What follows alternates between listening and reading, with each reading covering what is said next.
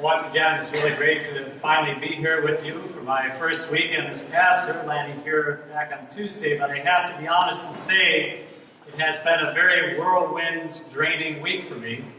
I don't think that people have really a great idea of just how difficult it is for us priests to have to continue to pack up and move to another parish, not only from the physical demands of all of that, and quite frankly, I don't know how I ended up with so much stuff as I did. It's amazing how stuff just multiplies, I guess, when I turn my head, but also emotionally draining for us priests. You know, when you spend so many years with a parish family, you come to know and love them. You share in so many of their joyous moments, their sorrowful moments, and all the other moments in between, and births and deaths and marriages, first communions, and dinners, and all sorts of other things. And so it's a grieving process when you have to leave all that behind. I'm originally a man from the Rochester area. I grew up in the suburb of Gates on the west side of Rochester. So that's where my family is, my closest friends. So it has been a challenging week for me to be an hour and a half away from there, considering that my mom right now is suffering from a really bad form of cancer. So I would just ask for your prayers for her. Her name is Carol Lake. But I'm sure that Father Paul, who I'm sure that you've known and loved for 13 years here, I'm sure he's going through similar emotions. He's been a dear friend of mine for years, but he realizes, as I realize, that sometimes we have to uproot from our comfort zones to be able to grow, don't we? We have to be willing to move on and realize that the love of family and friends continues on wherever you go. And I'm sure he's very aware, especially from last weekend, that your love is still with him, and his love, I'm sure you sense, is still with you. Now, I've certainly been officially broken in here at Watkins Glen because somebody whisked me away to the auto races Friday and Saturday. So now I'm really a Watkins Glenite, I guess you can say. So hopefully I will get the chance to get to know all of you in the coming weeks. And please be understanding and patient as I try to understand your faces and names and put them together, because it's overwhelming with 800 some odd families and just one of me. A lot of memorizing to do.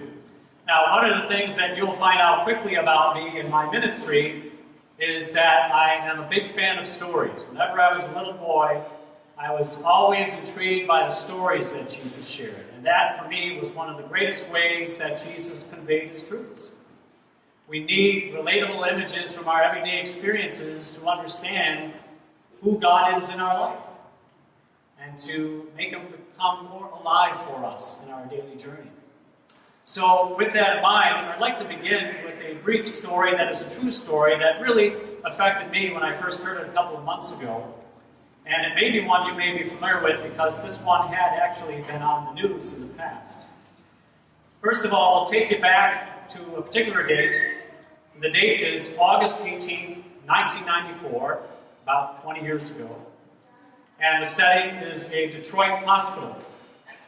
And in that hospital was a man, age 58, a Catholic man by the name of Chester Zuber. He was a married man to his wife Jean for many years, had 6 kids, and he had been waiting almost 4 years to receive a new heart.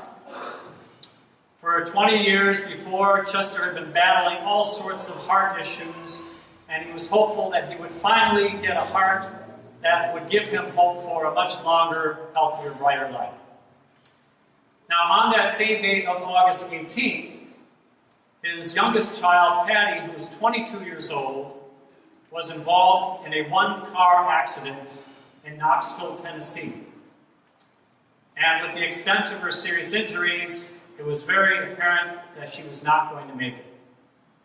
She was put on life support, and she died within a couple of days. And as you can imagine, her parents were absolutely devastated by the news of Patty. And Chester received word on that particular date from his doctors that there was finally a heart that he could receive from his daughter, Patty, who would offer a perfect match for his body. Now, it was quite unusual. Doctors there couldn't recall any time that a child's heart was transplanted into a parent. And it was certainly a very emotional decision for Chester to consider, but after much reflection and discussion with family and doctors, he decided to receive his daughter Patty's heart. And 5 other people also received organs from Patty. Thus, Patty saved 6 lives through her donations. Now, a reporter covering this unique story later on asked Chester this question. He said, "Chester, what does it mean for you to receive your daughter's heart? Because it's so unusual." And Chester took a few moments to compose himself before speaking, and then he replied along the following lines. He said, "My life will never be the same. To know that the one I love and the one who loved me is now literally a part of me. She gave her life so that I may have new life." Chester was a changed man, honoring his daughter's memory and her heart now within him with a greater spirit of gratitude and love and faith than he ever had before. And now, 20 years later, Chester still lives on, 78 years young, having lost Jean, his wife of 56 years, just this past October, and he stays rooted in the practice of his Catholic faith in his hometown of Berkeley, which is a suburb of Detroit. Isn't that an amazing story? It's incredible. I can't imagine what I would think if I were in Chester's shoes. But you know, it's interesting because I sense a connection between what Chester went through and what the 2 saints we honor this special weekend, Peter and Paul, went through. Because all 3 of them, in their own way, received new hearts and new life. For Chester, he received a new physical heart, which helped him to grow in love and faith and gratitude for the gift that God had given him.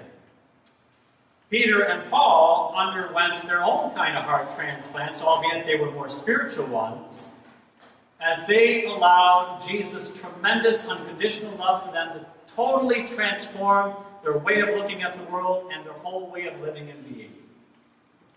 They no longer thought of living for themselves, but just for the one who totally gave his life for them, Jesus, so that they have new life. And both Peter and Paul were so transformed that they were willing to give up their own comforts, leave behind their home, their family and friends, face heated opposition to the gospel message they were proclaiming, and eventually be put to death for it. Why? All because they loved and wanted to honor Jesus. That was the game changer. You know, as fellow disciples, we celebrate our own heart transplants through the baptism we receive, don't we? And that's why we gather around this table to rejoice and give thanks for what Jesus has done for us, don't we? Yet we need to ask ourselves this. Just as Jesus sacrificed his heart and his whole being out of love for us, have we honestly, truly honored Jesus in our hearts by doing what he asks of us? By loving others as he loves us? You know, we've probably heard many times over the years the advice that health experts have given as to how to keep our hearts healthy. What do they usually say? Eat a good diet of foods, exercise often, get enough sleep, don't smoke, don't do drugs, don't drink too much, etc., right? Well, maybe we should ask ourselves, how much have we been spiritually exercising our hearts lately? How's our prayer life been lately? Have we been concerned about learning more about his holy word by reading the Bible? Or learning more about our faith, our church teachings? Have we been living up to the commandments that God has given us? Have we been coming to give gratitude to God at Mass regularly each week? And especially when you think of the main commandment that all the other commandments are tied into, the one that really matters the most to Jesus is this: love one another as I love you. Have we been doing that? and sensing the presence somehow of Jesus in each and every person we come across on a daily basis. One final story to send this point home. A few weeks ago, you may have seen a story on ABC World News Tonight, which featured a filmmaker who was creating a documentary on the homeless problem in our nation. And the story shared that about 600,000 people are currently homeless right now in our land, with 100,000 of them being what is termed chronically homeless. Now, I'm sure in our travels to various cities and places, we've probably seen homeless people sitting or lying on the sidewalks or wandering around the big cities, maybe walking with a cart or a big duffel bag or a garbage bag with all their belongings. Well, the filmmaker wanted to record the reactions of various people who walk by such homeless people. And what he discovered in his filming was that most people just walk right on by the homeless people. Most of them not even looking at them, kind of like they're invisible to them. And as part of the director's test, he had close relatives and close friends of various passersby who walked particular ways regularly, like especially to work, disguised as homeless people.